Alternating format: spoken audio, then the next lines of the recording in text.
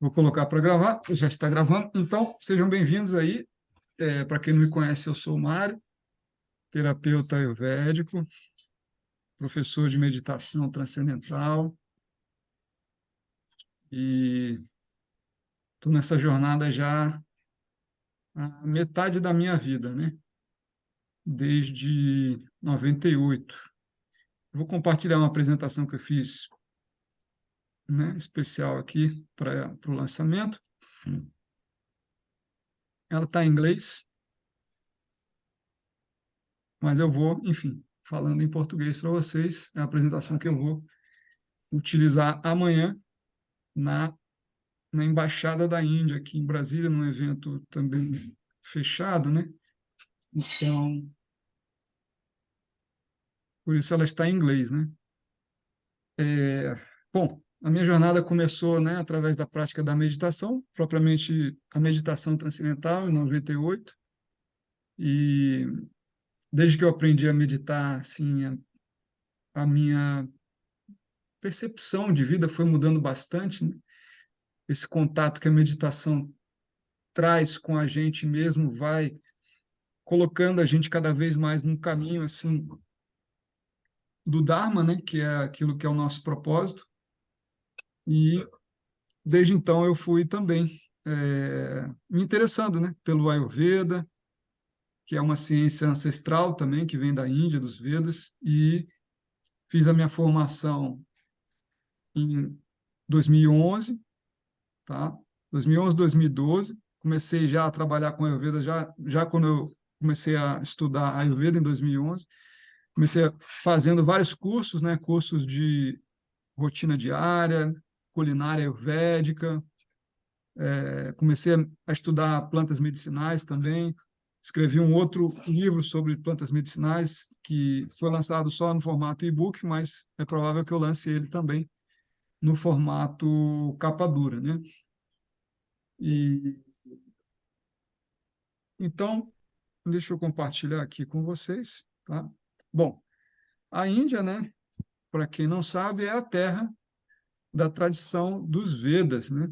Os Vedas são os registros mais antigos que a gente conhece, né? Que estão ainda, que permanecem ainda sendo perpetuados e transmitidos ao longo de 5.000, 3.000 anos, tá?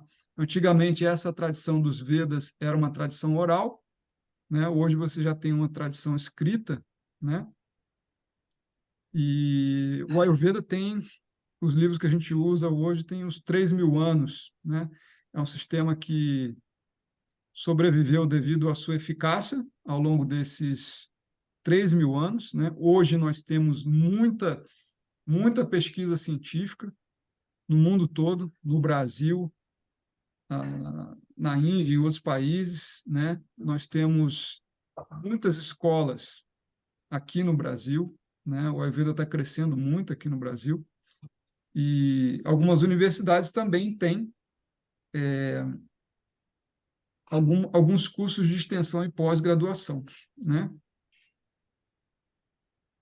O Ayurveda, ele chegou no Brasil na década de 80, foi também pelo meu mestre da tradição de meditação, Maharishi Mahesh Yogi, né? Ele fundou o Hospital de Medicina Alternativa de Goiânia, é um hospital que existe até hoje, né?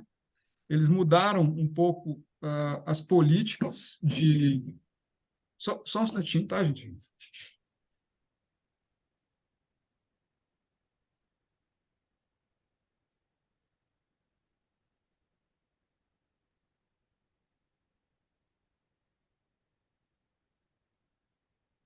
Mas existe ainda, né? Ayurveda no Hospital de Medicina Alternativa de Goiânia. Existem também outras medicinas, né? Como a medicina chinesa e algumas outras práticas complementares integrativas, né? Hoje também o Ayurveda está no SUS, né? No Sistema Único de Saúde aqui no Brasil, né? Desde de 2017, né? Com várias outras práticas integrativas de saúde também, né? Então, a gente vê que há um crescimento muito grande, né, do Ayurveda no Brasil, por ser uma medicina extremamente eficiente, tá? E com uma perspectiva diferente da medicina tradicional, né? Ela tem aspectos, né, muito interessantes de identificação da causa da doença, eliminação da causa da doença e tratamento sempre contrário, oposto ao princípio da doença, tá? Ayurveda, ele é uma palavra composta de duas outras palavras, né? Ela pode ser dividida em Ayush e Veda, né? E Ayush significa vida, né? E vida, pelo significado do Ayurveda, ele compreende corpo, mente e alma, né? Não é só um corpo, né? Já um outro aspecto diferente aí da a medicina moderna, né, que desconsidera a alma. O Ayurveda considera a alma e é justamente devido à alma, né, que nós estamos encarnados aqui nesse corpo com um propósito, tá? E Veda significa conhecimento ou então ciência, tá? Então, o Ayurveda é aquilo que estuda a vida desde o seu aspecto mais sutil, né, que é o aspecto espiritual até o aspecto mais denso, que é o aspecto físico do corpo, tá? E ele é baseado em dois aspectos fundamentais: prevenção de doenças, manutenção da saúde e tratamento de doenças, tá?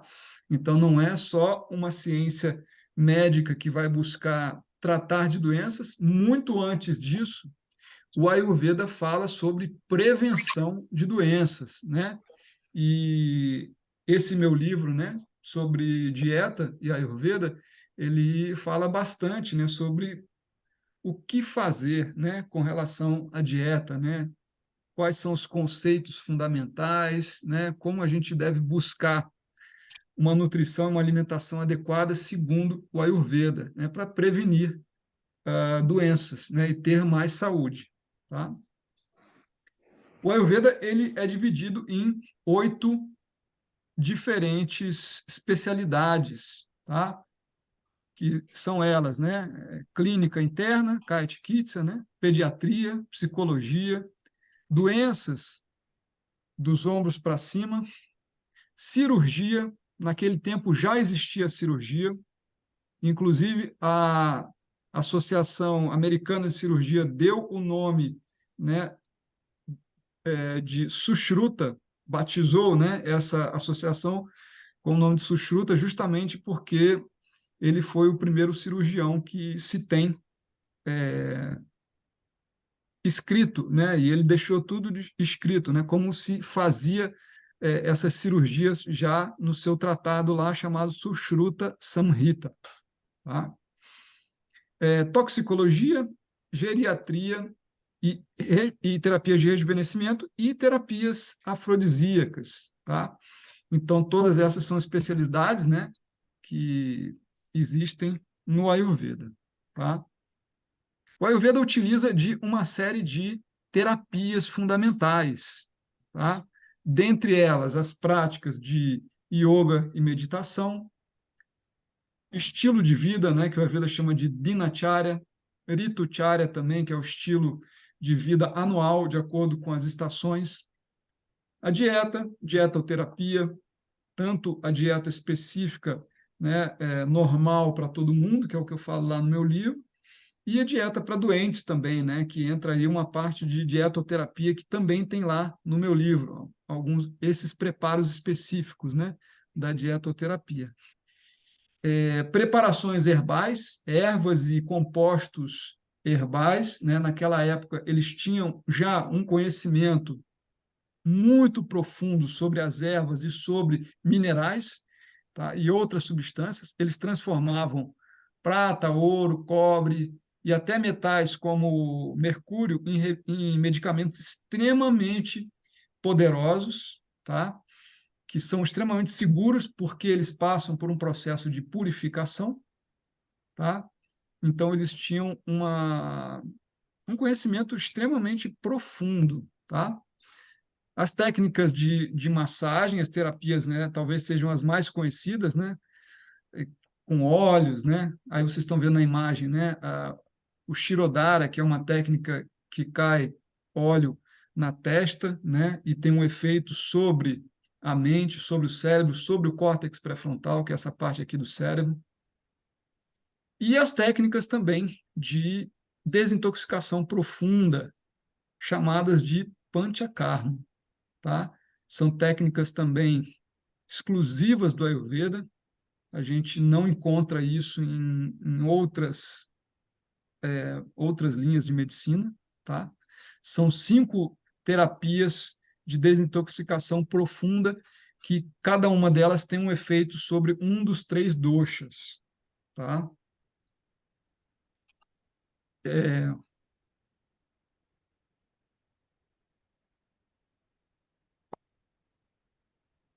o Ayurveda é baseado no sistema Tridosha, né? Eu creio que a maioria de vocês já deve conhecer, né, ou já deve ter ouvido falar nesse sistema Tridosha, né? Doshas são, a gente pode chamar de energias, né, que compõem o nosso corpo, né? E são formados de determinados elementos que constituem o universo todo, né? Então, nós temos 5 elementos que constituem todo o universo, tá? São eles o ar, o éter, o fogo, a água e a terra. Esses 5 elementos estão em determinadas combinações, constituindo isso que é chamado de doshas, tá?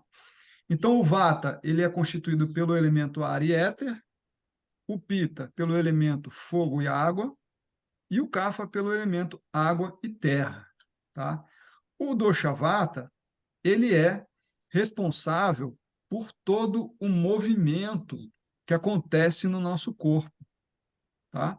Todo o transporte, por exemplo, seja o transporte do alimento, né, desde da entrada na boca até a sua eliminação, passando por todo o trato digestivo, né? Todo o movimento do ar que entra e sai das narinas, toda a circulação sanguínea, tá?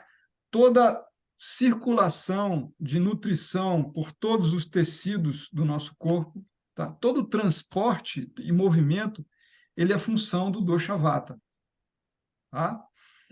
O pita, ele vai reger a digestão, o metabolismo e a transformação. Então, tudo aquilo que você come precisa ser transformado em tecidos, né? Ou que você bebe também, mas também aquilo que você observa, aquilo que você percebe, aquilo que você capta através dos sentidos precisa se transformar em conhecimento. Então, toda essa transformação daquilo que é percebido, captado pelos sentidos e órgãos da ação, né, é uma função do dosha pita, de transformar tudo. E o dosha kapha, ele é responsável pela nutrição, pela lubrificação, pela construção do corpo, justamente por conta dos elementos água e terra, que são os elementos mais densos, capazes de formar essa a constituição mais densa, tá? Então, todos nós somos formados por todos esses, pela combinação desses 3 doshas e, de acordo com a nossa carga genética, a gente vai ter uma combinação específica, tá? Esses doshas, eles têm diferentes etapas, tá? A gente pode perceber esses doshas num processo de contínua transformação, tá? De contínua mudança a todo momento, a todo instante, né? Então, por exemplo, a gente tem a influência dos doshas nas horas do dia, nas horas da digestão, durante as estações e também durante as diferentes idades, tá? Então, como é que a gente entende isso, né? Por exemplo, em termos de horários, o horário Vata é de 6 às 10. Opa, eu troquei aqui, tá? O horário Vata é de 2 às 6 da manhã e da noite. O horário Pita, o horário Kapha é de 6 às 10 da manhã. E o horário Pita é da manhã e da noite. E o horário Pita é de 10 da manhã às 2 da tarde e isso à noite também, tá? Então eu troquei aqui o Kapha com o Vata, tá? Peço desculpa aí para vocês. O período da digestão, a primeira hora da digestão ela acontece no estômago, que é a sede do dosha Kapha. A segunda hora no intestino delgado, que é a sede do dosha Pitta, e tem uma relação aí com o elemento fogo, que está relacionado com as enzimas do fígado. E a terceira hora é a hora da digestão relacionada ao dosha Vata, onde há a absorção da água do alimento ali, né? E a eliminação do alimento, né? Então, há um efeito de secura do alimento. Com relação às estações, né? A gente, por exemplo, agora estamos entrando na estação Kapha, que é a primavera, né? Então, essa estação é a estação onde muitas alergias acontecem, tá? Principalmente respiratórias e coceiras também. Essas de algumas bolinhas de pele também, né? O Agni começa a diminuir, a nossa capacidade digestiva diminui, tá? A estação Pita é o outono, então é uma estação propícia, né, a acontecerem alguns distúrbios de pele. E a estação que agrava o Vata é a estação chuvosa, tá? Elas têm uma série de aspectos fundamentais a serem considerados devido aos efeitos do Sol e da Lua, tá? Então a gente precisa, é, enfim, ir um pouco a fundo nisso para entender isso de forma mais clara, tá? As idades, diferentes etapas da vida, né? Nós temos a infância de até os 20 anos de idade, 0 a 20 anos de idade, né? Infância até a adolescência, ali o final da adolescência, que é a fase de formação de tecidos, né? Muitos hormônios são lançados no nosso corpo. A fase Pita, dos 20 aos 50, 60, né, que é a fase adulta, entre 20 até a etapa onde há uma queda da produção hormonal, né? Então a gente vê muito claro isso nas mulheres, né? Até a partir dos 40, 50, 60, né? E há dentro dessa idade Pita aí um aumento de algumas características, né, que nos dão mais ímpeto, mais capacidade de realização daquilo que é o nosso propósito, né? Colocar a nossa vida sobre uma direção, né, de realização, tá? E por último, a idade Vata, que é a idade onde a gente vai perdendo tecidos, né? Então há uma redução das taxas hormonais, né? O corpo, né, vai ficando cada vez mais seco, né? Secura na pele, perda de tecidos, tá? Então essas são algumas das possibilidades de observar essa influência dos doshas aí nessas diferentes fases da vida, tá? Os princípios terapêuticos do Ayurveda são baseados nesse princípio chamado de Samanya e Vishesha, tá? Significa o quê? Aquilo que é igual vai aumentar aquilo que é igual. Como assim? Bom, se eu tenho uma situação de muito calor, né? Agora, né, a gente está numa estação que começou a entrar o calor, especialmente essa semana agora, né? A gente viu aí, não sei se vocês viram, ficaram sabendo que a gente vai ter uma semana de calor máximo da história, né? Então parece que aqui hoje em Brasília está fazendo 35 graus, é muito difícil de fazer, né? E aí, o que que significa isso, né? Se eu tenho um calor e eu consumo substâncias quentes também, né, eu vou aumentar mais ainda o calor no meu corpo e, consequentemente, agravar o dosha pitta, né? Se eu como muita pimenta, se eu vou correr no sol do meio-dia, né, eu vou gerar um aumento desse elemento no meu corpo, e isso pode me gerar problemas, né? Pode me gerar talvez uma insolação, talvez uma diarreia, né?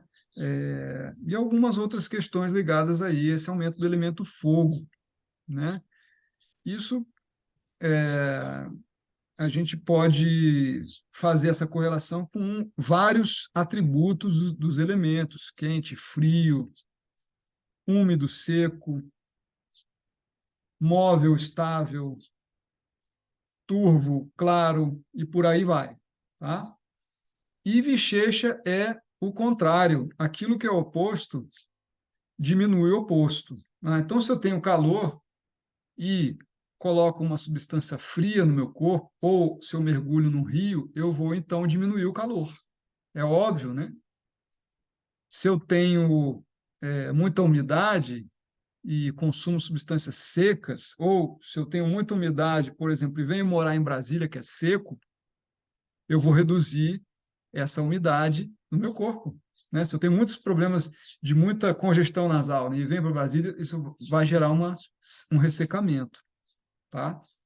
Então, esse é o princípio terapêutico que é usado quando a gente considera a dieta, quando a gente considera o uso das ervas, quando a gente considera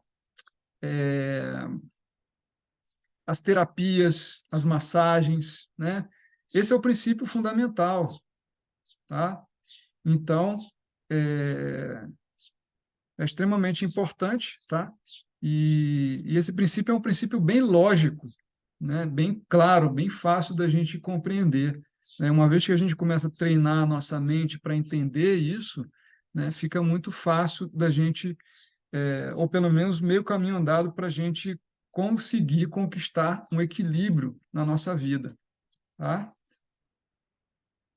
Bom, para o Ayurveda, eles consideram três pilares fundamentais para a vida que sustentam o corpo. São eles a dieta, uma vida sexual regulada e um sono bom, de boa qualidade, um sono apropriado, tá? São três pilares que suportam o corpo, assim como uma casa tem suas fundações, tá? Tem outros pilares também, tá? Mas esses são considerados pilares fundamentais, tá?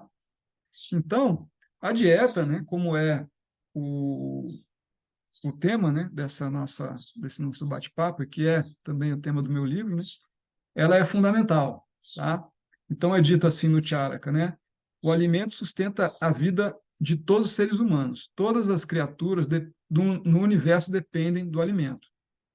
Compleição, boa visão e voz, longevidade, inteligência, alegria, satisfação, nutrição, força, vitalidade e capacidade intelectual, todas dependem do alimento. As atividades mundanas, assim como as atividades para a iluminação, ou seja, as atividades espirituais, elas dependem também do alimento. Então, tudo depende do alimento, olha só, né? Não só o corpo físico, mas também o nosso corpo sutil precisa de alimento, né? Se você, tanto se você é um, uma pessoa que tem um trabalho braçal, como uma pessoa que é uma é, dedicada ao caminho espiritual somente, um monge. Então, tudo isso, né, é extremamente importante ter uma dieta apropriada, tá? E para o Ayurveda, né, o que é ter uma dieta apropriada, né? Então, o Ayurveda considera três aspectos fundamentais, né? O indivíduo, o processamento do alimento e o alimento em si, tá? Esses três aspectos são muito importantes. A gente não pode considerar só a comida, tá? Porque esse indivíduo ele tem determinadas características e qualidades, tá? E a gente precisa observar, né, quais são as características desse indivíduo, né? Tanto daquilo que a gente considera sendo a sua constituição fisiológica, quanto aquilo que a gente considera sendo o seu desequilíbrio, né? Como é a sua digestão, tá? Qual a sua idade, tudo isso é fundamental para saber o tipo de alimento que é apropriado para essa pessoa, tá? A forma de processo é extremamente importante também, né? O uso de determinadas substâncias no cozimento, fogo, né? O fogo, quando eu falo fogo, né? Que provém ali do gás ou então da lenha, né? São substâncias melhores para a saúde do que, por exemplo, micro-ondas, né? Panela de alumínio, panela de cobre, panela de barro são melhores do que, desculpa, panela de aço, panela de cobre, panela de barro são melhores do que panela de alumínio, panelas, enfim, de qualidades e materiais que vão gerar uma intoxicação no nosso corpo, tá? As especiarias, né, são muito utilizadas no Ayurveda, né? Extremamente importantes, né, para que a gente tenha uma digestão apropriada, né? E aí o Ayurveda tem muitas especiarias que são utilizadas, gengibre, cominho, coentro, cebola, alho, cúrcuma, feno-grego, as diferentes pimentas, tá? E por aí vai, tá? E o alimento em si, né? Quando a gente fala do alimento, né? Quais são os atributos desse alimento? Pesado, leve, ele é um alimento apropriado para aquela pessoa, quais são os sabores, né, desse alimento. O Ayurveda classifica 6 sabores, né, e esses sabores têm uma influência sobre os doshas, sobre a saúde da pessoa, tá? Tem sabores que são anabólicos, sabores que são reduzem tecidos, sabores que aquecem o corpo, sabores que resfriam o corpo, né? Então, tudo isso é extremamente importante, né? A gente não pensa só em termos de proteína, carboidrato, vitaminas, minerais, né? Como as pessoas se preocupam muito com isso. E o Ayurveda não fala nada disso. Ele fala dos sabores e a influência desses sabores, né? No meu livro eu falo dos sabores, né? As influências positivas, negativas, quais alimentos que constituem os determinados sabores, né? Então tudo isso é extremamente importante de ser considerado, né? Então, isso tudo, gente, pode parecer assim para quem está vendo, né, a primeiro momento, algo assim um tanto quanto complexo, e é complexo, né, porque tem vários aspectos a serem considerados, mas eles são de uma lógica muito clara, tá? Eles não são difíceis de entender, como esses princípios dos atributos que eu falei, quente, frio, móvel, estável, úmido, seco, né? Isso tudo foi classificado pelos sábios da antiguidade, né, através de uma percepção muito refinada, muito apurada, tá? Então eles conseguiram ter uma compilação, né, dessas substâncias todas, né, todas substâncias mesmo, alimentos, diferentes tipos de alimentos e ervas e minerais, né, e conseguiram observar essa influência nos nossos sistemas, tá? E, enfim, então isso tem uma importância muito grande, um refinamento muito grande, né? Que muitas vezes a gente não vê quando a gente pensa de uma forma um pouco mais reducionista, em termos assim de carboidrato, proteína, né? A gente esquece esses atributos, tá? Bom, então aqui, né, para a gente finalizar todos são os capítulos do livro, né?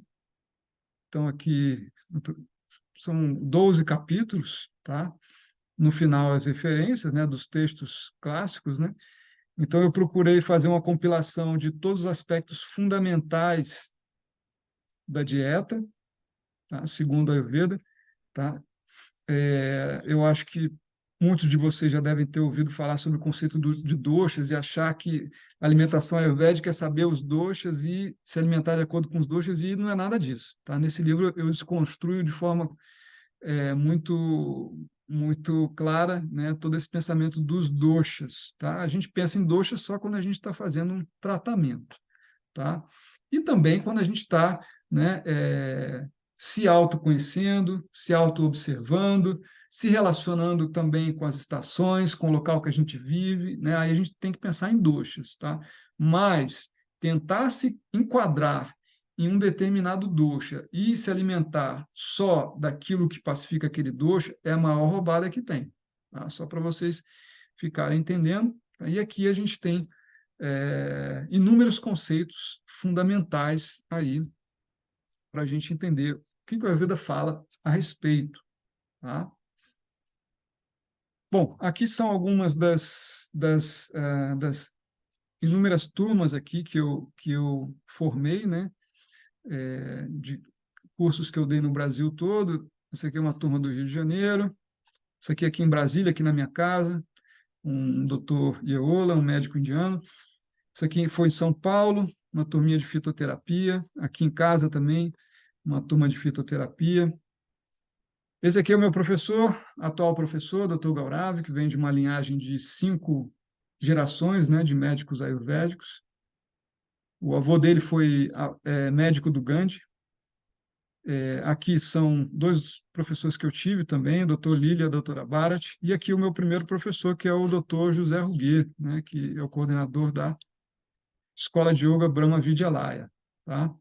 E esse livro, enfim, ele foi, digamos assim, algo que eu fui amadurecendo ao longo desses anos todos, esses cursos todos, dessas formações todas que eu fui dando, né?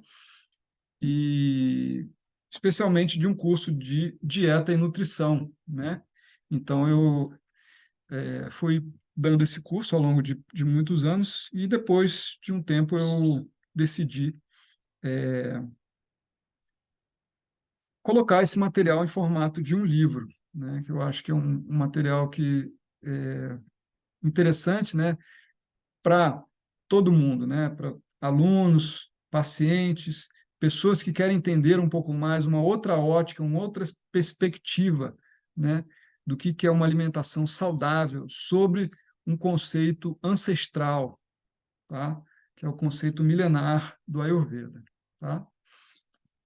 Bom, então, ó, aqui tem, né, as minhas mídias sociais, tá? Meu site, satuvayurveda.com, aí tem mais informações sobre os tratamentos, meu Instagram, Mario_JP_Neto, tá? Para quem não me segue, e meu YouTube, tem muitas aulas lá, tá? Quem quiser assistir depois, tem muitas aulas, aulas diversas, desde de aulas mais básicas até aulas mais avançadas, tá? Algumas eu disponibilizo lá. É, e é isso. Essa aula também eu vou subir para lá para o YouTube, tá? Quem chegou há pouco tempo também vai poder assistir de novo lá, tá? E, bom, agora eu queria abrir aí para vocês, né? Sobre perguntas, respostas. Se vocês não tiverem perguntas, eu já fiz aqui algumas perguntas, né, que eu vou falar para você, mas eu queria antes ouvir de vocês, se vocês têm algumas perguntas, né, sobre esse tema da dieta e nutrição, enfim, podem fazer aí. Eu tenho uma pergunta. Por favor, João. Bom, vamos lá. Eu já estudo Ayurveda há algum tempo, tenho alguns livros. Já fiz um curso de Dravyaguna com o Edson lá de São Paulo, não sei se eu conheço. É meu colega de formação. Fizemos o curso Ah, juntos e é? dividimos o quarto juntos. Que legal. Eu gosto muito dele. Ele é gente boníssima, assim. Meu irmão. Então, e eu queria te perguntar em relação à questão de encontrar cardamomo.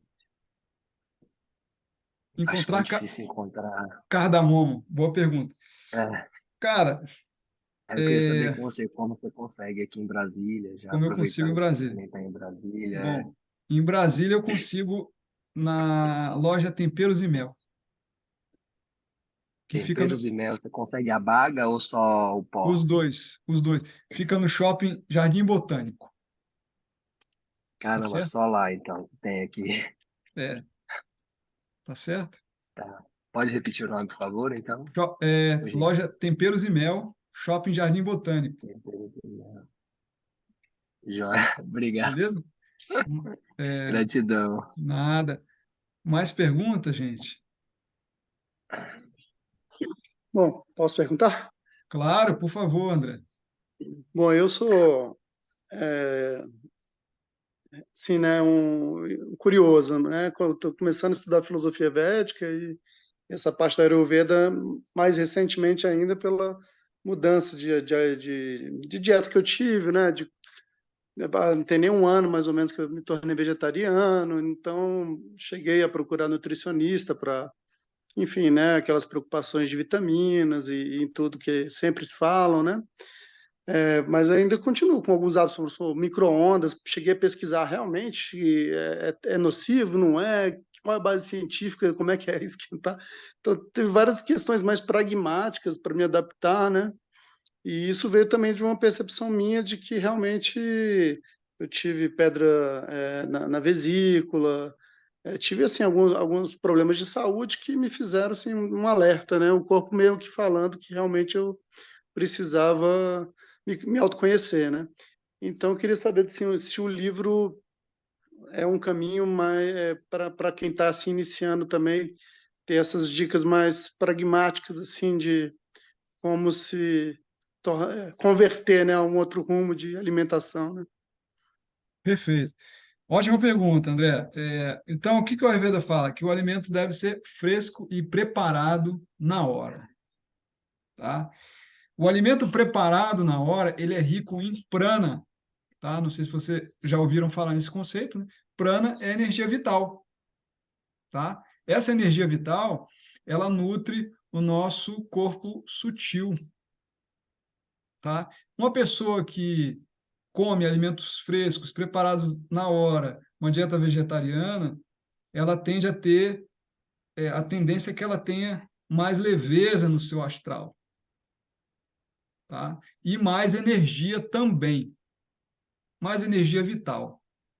Uma pessoa que consome alimentos que são dormidos, pesados, de difícil digestão, consome carnes regularmente, faz uso de bebidas alcoólicas, ou seja, alimentos que a vida considera como tamásicos, ela tende a ter uma mente muito mais embotada, tá? Então, o prana, ele é muito importante para a nossa saúde, não só física também, mas também da mente também. Vai trazer também mais clareza na nossa mente. O Ayurveda chama isso de sattva, pureza na mente, tá? Lá no livro, no último capítulo, eu falo sobre os alimentos que são sáttvicos, rajásicos e tamásicos, tá? Mas quando você cozinha o alimento na hora e consome, ele ainda tem prana. Quando ele vai, depois de cozinhar, ele vai já começa a apodrecer, mesmo que ele não esteja com cheiro, ele vai apodrecendo e perdendo essa energia vital sutil, tá? E aí, se você consome isso, né, sei lá, você faz um dia na semana e consome a semana toda essa comida, cara, você pode ter certeza que você vai viver cansado. Eu falo isso porque eu vejo isso na minha prática clínica de mais de 10 anos. Pessoa que come comida dormida, requentada, está sempre cansada, tá certo? É isso. Entendido. Ok. Mais algumas perguntas, gente? Eu tenho uma, Mário. Prazer. Assim, os alimentos. Não comer comida dormida, mas tem o outro problema. Os alimentos são cheios de agrotóxicos e, e a gente traz isso para a alimentação. A gente tem que buscar uma comida orgânica, mas não é tão fácil e até a gente saber a procedência do alimento e ter um local seguro. Como que a gente pode tentar minimizar isso? Eu não sei se eu me fiz entender. Perfeito. Bom, uma coisa que o Ayurveda fala que é importante é a gente fazer o uso de alimentos que nascem perto da gente, tá? Então, né, a comida regional ela é muito importante para a nossa saúde, não é à toa que ela nasce ali, tá?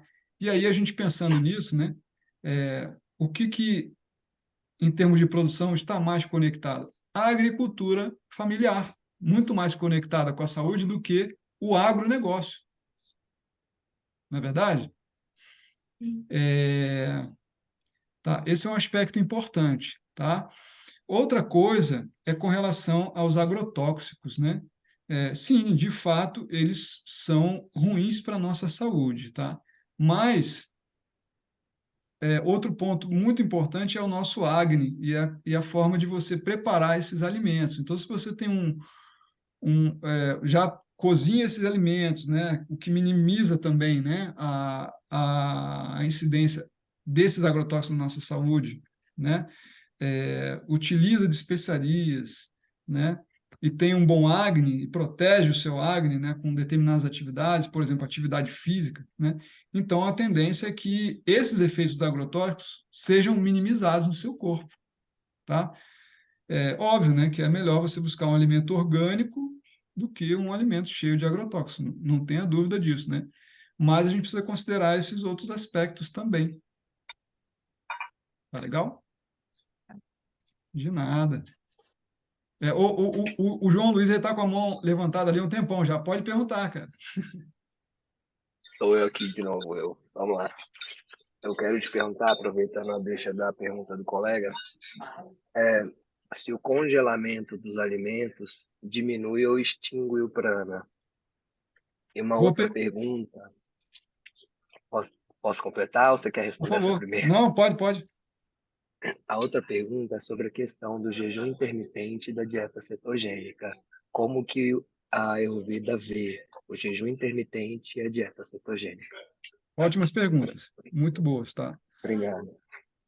Então, primeiro, né, com relação à comida congelada, ela também perde o seu prana, né? A gente pode fazer assim uma analogia, né? Por exemplo, pega uma planta dentro de um vaso, coloca dentro do congelador, né? Ou então congela o seu corpo, né?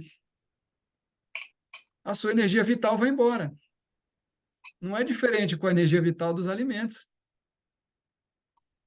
Não é diferente. Vai embora, né?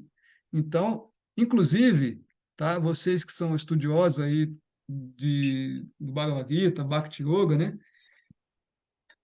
Por sinal, cara, eu tô até com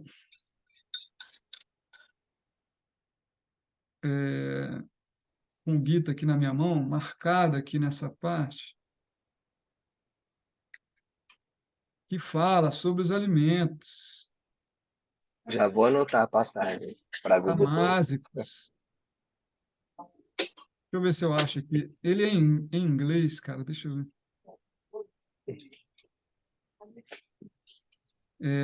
Mas Krishna fala, né, que os alimentos que já são dormidos, né, já são de natureza tamásica, ou seja, vão gerar embotamento na mente, tá? Faz todo sentido.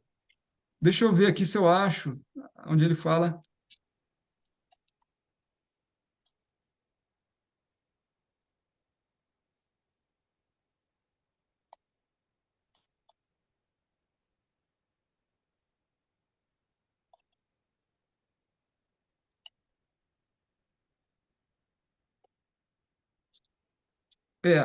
Bom, se vocês quiserem entrar, depois, capítulo 17, verso 7, né? Aí já fala, a partir do verso 8, fala sobre comida sátrica, rajásica e tamásica. Mas eu vou falar aqui, a comida que é stale, né? Que já é apodrecida, tá? Apodrecida, ela já está dormida, né? Já passou o tempo. Sem sabor, podre, que consiste em sobras. E também não serve para serviços piedosos, ela é uma comida utilizada por aqueles que vivem no modo da escuridão. Tá? Minha tradução não foi tão boa assim, não, mas depois vocês entrem lá e deem uma lida. Tá? E aí, se tiverem comentário também, né? Os comentaristas geralmente eles vão falar que a comida, né, dormida, ela já é tamásica, tá? Tá? Você fez uma outra pergunta também, João? Foi isso? Eu esqueci Sim, agora. eu perguntei qual que é a visão do Ayurveda em relação ao jejum intermitente e à dieta cetogênica, como que o Ayurveda vê Tá. o Bom, jejum e a dieta. beleza. Bom, então aí uma coisa muito importante, tá? Por que que a gente faz jejum no Ayurveda e quando que a gente faz jejum no Ayurveda? Primeiro, o Charaka fala assim: a primeira refeição do dia deve ser feita somente quando a refeição do dia anterior tiver sido digerida, tá? Primeiro, eu preciso ter fome verdadeira, não é vontade de comer, nem desejo, nem nada, fome verdadeira. Eu preciso ter a mente e os sentidos claros. Eu preciso ter leveza no corpo e na mente.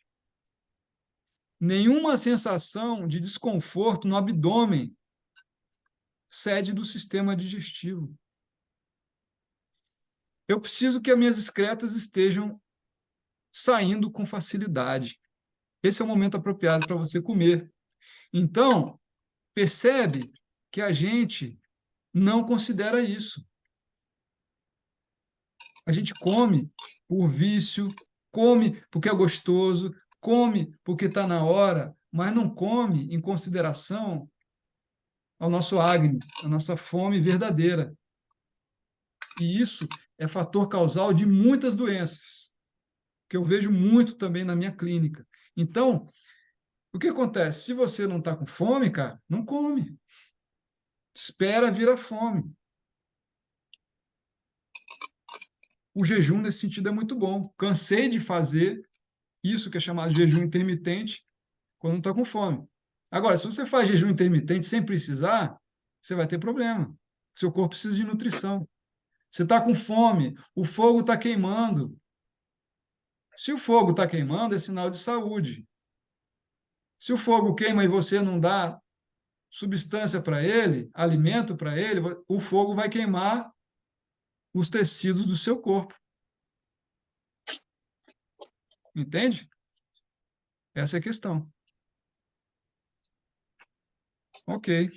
Mais perguntas? Ah, cetogênica, né? Muito boa pergunta também. Cetogênica, né? Que é a dieta só de proteínas, né?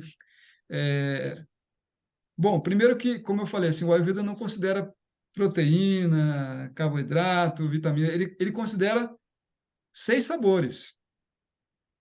Sabor doce, salgado, ácido, picante, amargo e astringente. Esses sabores são fundamentais para a saúde. O sabor doce é o sabor mais nutritivo de todos. Tem um sabor, é o sabor mais tônico de todos, tá? Os outros sabores têm efeitos específicos no nosso corpo. Lá no livro eu falo, enfim, a respeito desses sabores, tá? De forma mais detalhada, tá? Mas se você consome, é o que as pessoas fazem muito, né? Quando fazem a dieta cetogênica, né? Só carne, então você pode ter sérios problemas de saúde que isso acontece também, tá? Isso a gente vê bastante, tá? A pessoa acha que só vou comer proteína. Cara, você pode comer só proteína e ter muitos problemas de saúde. Você pode desenvolver colesterol, câncer, diabetes, porque a carne é um sabor, ela tem um sabor doce e ela é pesada. A carne de vaca é uma das mais pesadas de todas. E aí a pessoa vai lá e come o alimento mais pesado, e come almoço e jantar, e come isso com frequência, com regularidade. Ela vai ter doenças, certamente. Certamente. Ela pode ter um efeito ali de emagrecer. Por quê? Porque muitas vezes a pessoa que faz a dieta cetogênica, ela comia um monte de porcaria. Tá entendendo? Ela comia porcaria de padaria, né, congelado e não sei o quê. Aí ela começa a comer só um alimento. Então, tudo bem, momentaneamente ela vai ter uma melhora ali. Mas se ela usar essa dieta com regularidade na vida dela, ela vai desenvolver doenças derivadas do consumo de alimentos pesados, doenças chamadas de Santarpana, derivadas do excesso de nutrição. A maioria das doenças que a gente vê hoje são derivadas do excesso de nutrição. A maioria. E eu posso dizer que quase todas, talvez 1% é só pela falta de nutrição. Desnutrição você só vê em países ou em locais onde a pessoa não tem o que comer. Aí você vê a desnutrição. Mas o que a gente vê aqui, né? Estou falando isso como uma pessoa que atende as pessoas, é o excesso de nutrição. Comida pesada, comida incompatível, comer 6 vezes por dia, não fazer exercício, né? Enfim, é por aí, tá certo?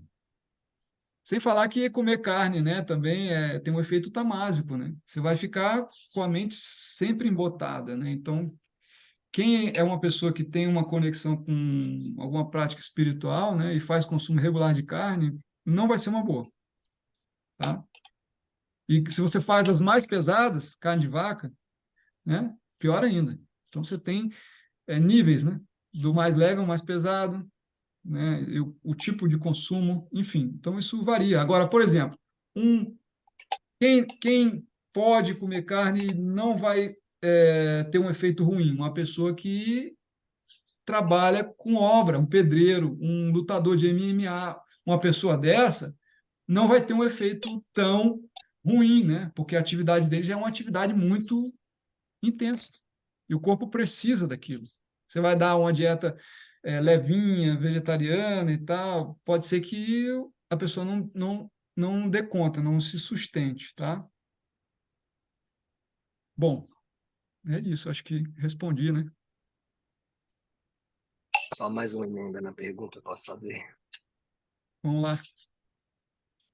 Em relação à questão do percentual de gordura corporal, a Ayurveda fala alguma coisa sobre isso, em relação ao percentual saudável, algo do tipo? Não fala, porque cada corpo é diferente, tá? Então, você tem indivíduos que são com constituição Vata, Pitta, Kapha, ou a combinação dessas constituições, né? E para o corpo desse indivíduo, ele está saudável, tá? Mas é importante, né, entender qual é o tipo de corpo desse indivíduo e, a partir desse tipo de corpo, você buscar um estilo de vida que seja adequado para aquela pessoa, né? Por exemplo, uma pessoa de constituição Vata, mais magrinha, sequinha, tá? Ela deve fazer uma atividade mais moderada, né? Não pode fazer uma atividade intensa, porque ela já é muito magra. Se ela faz atividade intensa, ela vai gastar mais do que ela tem, né? Por exemplo, ela não vai uma pessoa magrinha, sequinha, se fizer CrossFit, ela pode se machucar rápido e ter vários problemas. E acontece muito isso. Uma pessoa de constituição Kapha, que tem muito tecido, né? Ela é mais forte, mais densa, tem muito elemento água, ela precisa de uma atividade que seja intensa, forte, puxada, para que o corpo dela transforme aquela água em algo que seja nutritivo para o corpo e tenha saúde naquele corpo, entendeu? Então, tudo isso varia de acordo com cada indivíduo, né? Não existe essa consideração de percentual de gordura. O Ayurveda nunca falou disso, né? Mas falou que, né, tem a pessoa que é obesa. Aí isso é um problema, né? E aí essa pessoa precisa de tratamentos para isso, né? Então é por aí. Cada um é um universo único, tá certo? Maravilha, muito obrigado pelas De, na- respostas, Mário. de nada. A Lucila queria perguntar também?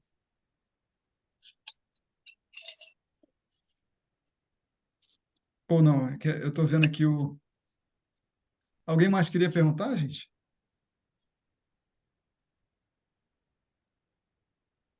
Não, ninguém tem mais perguntas? Tem tanta coisa a ser perguntada aí.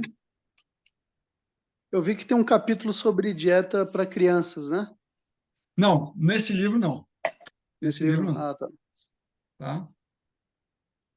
Nesse meu livro não. Mais perguntas, gente?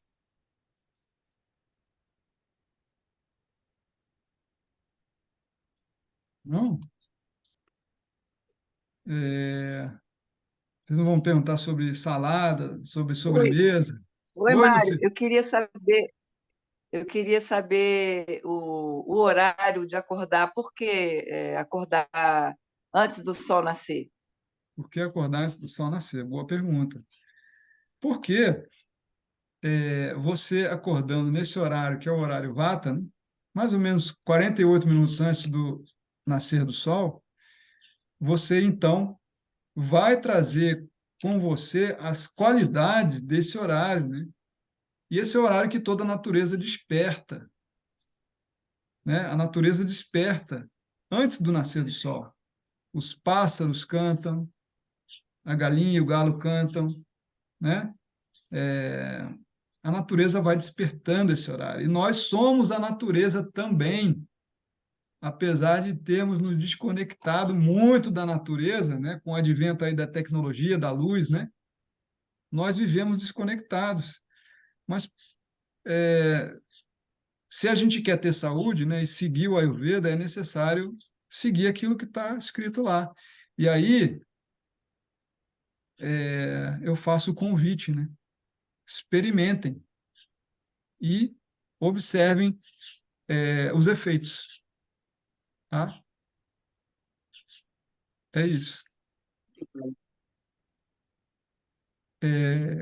Quem mais? O Miriam queria perguntar, Miriam? Não? Não? Mais alguém, gente? Queria te pedir para falar um pouquinho sobre a parte de receitas no seu livro. Receitas. Cara, as receitas são receitas assim básicas, né, do dia a dia. Tem coisas básicas, assim, como fazer um feijão moyashi, um curry de grão de bico, legumes, chutney de manga, como fazer algumas frutas, por exemplo, frutas cozidas. Assim, o básico que é bom para a gente consumir no dia a dia, sabe?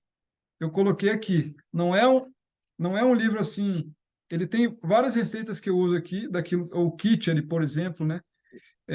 Dicas de como fazer os feijões, né? Para tirar os gases, enfim. Então tem várias receitas básicas importantes para o dia a dia, assim, né? Por isso que eu coloquei receitas para o dia a dia, né? Não é assim aquela coisa toda Legal. gourmetizada, assim, né? De receitas super difíceis e elaboradas e parará. Não, é receita básica ayurvédica mesmo, né? De comida para você consumir regularmente, assim como a Ayurveda fala, e como cozinhar, né? Então é o direto ao ponto, não tem essa coisa de ser aquela coisa maravilhosa de receitas estratosféricas, assim, é tudo muito saboroso, gostoso e tal, mas não é aquela coisa que muitas vezes as pessoas floreiam demais e sai do propósito, né? O que eu busquei justamente foi trazer o conhecimento, né, dos livros antigos, né, e colocar ali para as pessoas preto no branco, né? A mesma coisa que eu falo sobre os doshas, né? As pessoas acham que a Ayurveda é você saber o dosha e comer de acordo com o dosha. Isso é tudo errado, totalmente equivocado. Então, tem vários conceitos fundamentais que a gente precisa entender que estão aqui nesses 12 capítulos, tá? Então, enfim, as receitas são muito importantes. Lá no meu Instagram também tem várias receitas. Então, enfim, quem quiser pegar, várias delas estão lá também. Até videozinhos e tal, né? Então, mais fácil de fazer até, né? Tá? Ô, Mário, Legal, tem aquela pratos então receita. da culinária indiana, né? Oi? Tem alguns pratos da culinária indiana, então, né? Também. Legal. Tá certo? Aquela receita da granola faz sucesso aqui em casa, viu, Mário? Legal. Meus filhos têm que fazer e mandar para casa deles aí quase toda semana a granola. Bacana. Muito, A muito granola, boa. aquela granola eu estava usando bastante no inverno, né? Ela é feita basicamente de alimentos mais pesados, né? Rapadura, óleo de coco, as oleaginosas, né? Então ela é mais Uhum, apropriada para o inverno, assim, para o né? inverno. Então, enfim. Mas ela é legal que a gente faz ela na panela, né? Você rala a rapadura, óleo de coco, coloca lá para derreter os dois juntos, depois vai colocando as sementes, uva passa, fica muito saborosa, muito saborosa.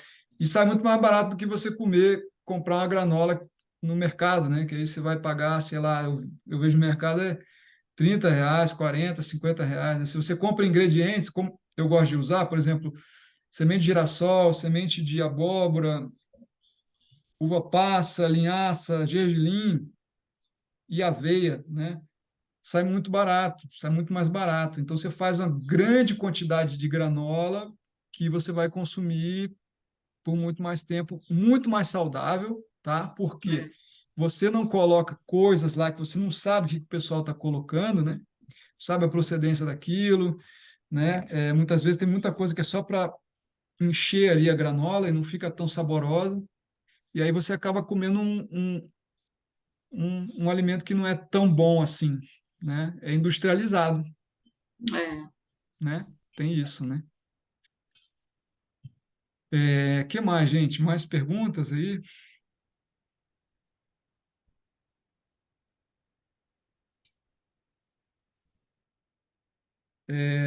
Bom, então tá legal. Eu vou falar que, bom, tem algumas coisas que eu até coloquei aqui sobre, por exemplo, salada e sobremesa, né? Uma coisa que é muito comum da gente ver, né? A sobremesa geralmente é um alimento pesado, né? É um pudim, né? É um bolo, é um sorvete, é um negócio pesadão, né? Aí, o que que acontece, né? Você fez uma refeição com vários alimentos nutritivos, né? Seu corpo, né?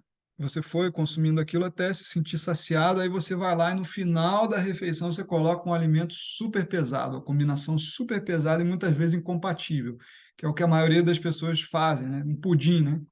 Pudim tem ovo, leite, gordura, açúcar, tudo isso é pesado e fica incompatível junto. Ele vai gerar uma sobrecarga no seu sistema, tá?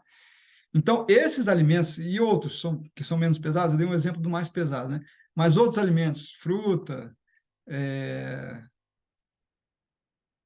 enfim, qualquer coisa que você acha que deveria comer no final, como sobremesa, a gente deve comer antes. Por quê?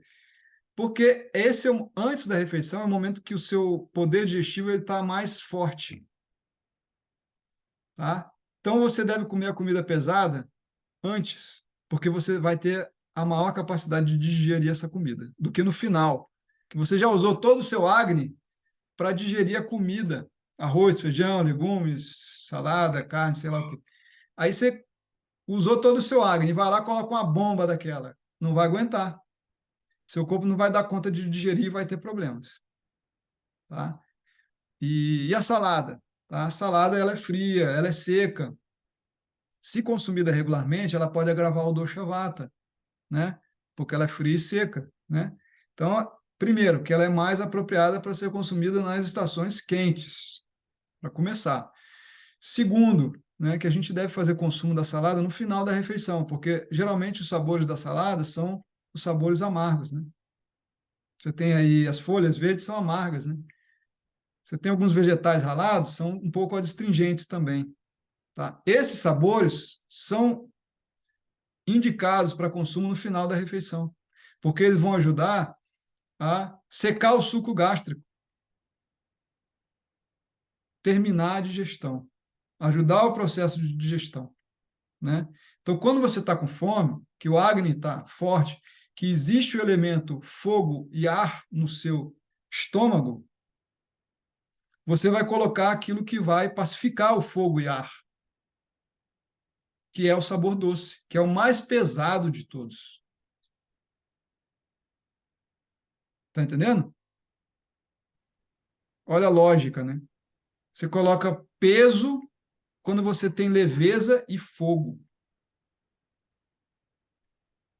No final, que já tem peso, você precisa de quê? Leveza. Olha só a lógica, né? E E a nenhuma fruta é indicada para depois da refeição, mesmo uma fruta leve, uma ameixa, uma tangerina, meia tangerina, no começo. começo. As frutas ácidas no meio. tá? Mas não é bom misturar comida com fruta, porque o tempo de digestão é diferente, tá? Mas as frutas, nos textos, são descritas como consumidas no início da refeição.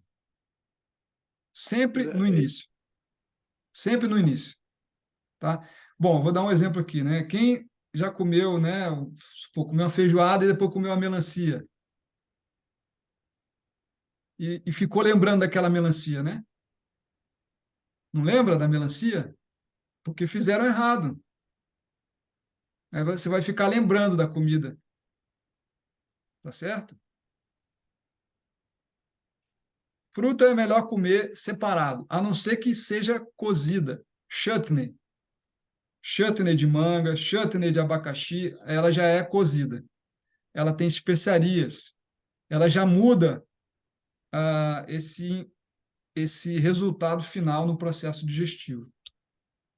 Porque a fruta digere muito rápido. Se usada junto com alimentos que digerem, que levam mais tempo para digerir, ela vai gerar fermentação. Entendeu? Eu aprendi que, por exemplo, para comer junto com feijão, sempre uma laranja, né?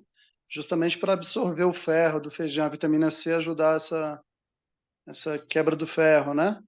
Então tá errado isso. Então, o limão é recomendado para você usar um pouquinho na comida. Ajuda a digestão, tá?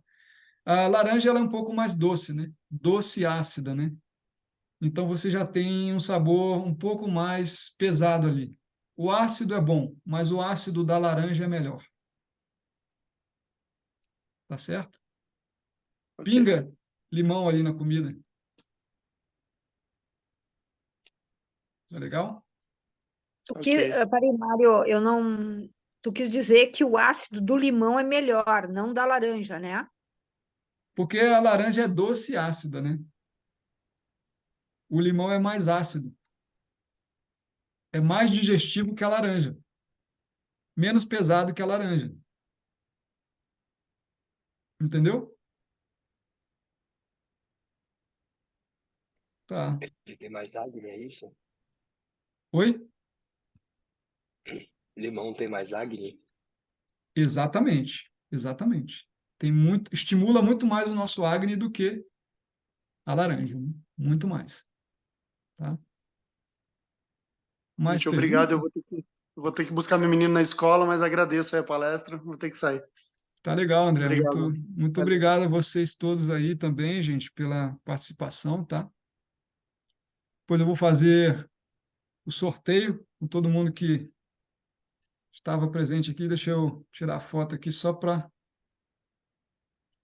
registrar os participantes. E aí, quem for sorteado vai receber um livro meu aí, tá? Aí eu vou comunicar aí vocês, tá? Tchau, É, tchau, todo mundo. obrigado aí, tá, gente?